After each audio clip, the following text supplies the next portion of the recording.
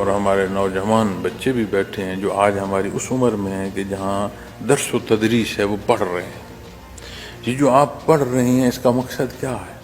اس کا مقصد ہے کہ آپ کی زندگی میں نکھار آئے. اس کا مقصد ہے کہ آپ دنیا کو اچھے انداز سے جان سکیں. اس کا مقصد ہے کہ دنیا کی خرابیاں اور خرافات کو سمجھا جائے تاکہ ان سے بچا جا سکے. اس کا مقصد ہے کہ دنیا میں رہنا سہل اور آسان ہو. دنیا کی ضروریات کی تکمیل جو ہے اس کے قابل بندہ ہو سکے. لیکن میرے بیٹا وہ کون سی تعلیم ہوگی جو اس سارے حصول میں انسان کو انسان نہ رہنے دے، اسے فسادی پیدا کر دے، اس کے اندر نفاق پیدا کر دے؟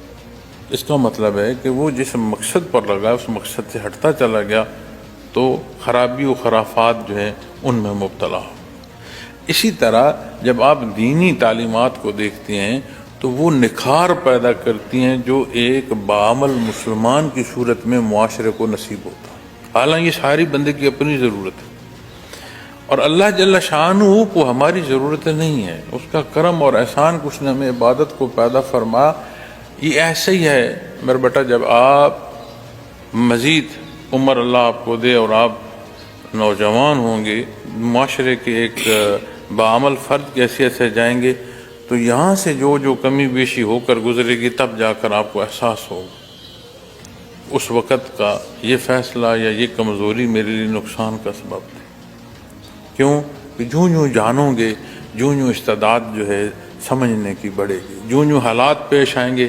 آج بچہ ہے وہ اسکول یا کالج میں ہے، ہاسٹل میں ہے، اس کے لیے والدین اس کی ضروریات پوری کر رہے ہوتے ہیں، اسے نہیں پتہ کہ یہ کتنی مشکل سے پورا ہو رہا ہے یا آسانی سے پورا ہو رہا ہے. لیکن کل جب وہ خود عملی زندگی میں ہوتا ہے اسے پھر ایک ایک پیسے کی سمجھ آتی ہے کہ یہ کیسے جمع ہوتا ہے، اس کا خرچ کیسے ہے، ہماری ضروریات کیسے ہیں. اسی طرح جب ہم اپنی زندگی کو دیکھتے ہیں تو یہ بھی ایسے نہیں ہے کہ یہ بھی زندگی ماض بسر کر دینے کو ہے. اسی عمر میں جو بنیادی ضرورت ہے کہ بندہ بحیثیت مسلمان جو ضرورت ہے اس کے تحت دین کو جانتا چلا جائے.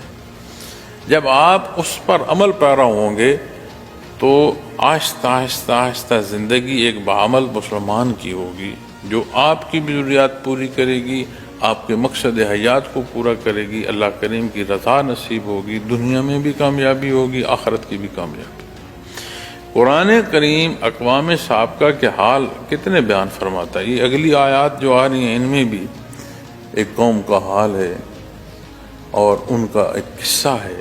تو جب وہاں پہنچیں گے تو وہ بھی عرض کروں گا. تو اسی نسبت سے آپ بے شک اس واقعے کو بھی دیکھیے. تو اللہ کریم کی نسبت مخلوق نے جو محتاج ہے اس نے کیا قرض دیا؟ یہ اس کا کرم اور احسان.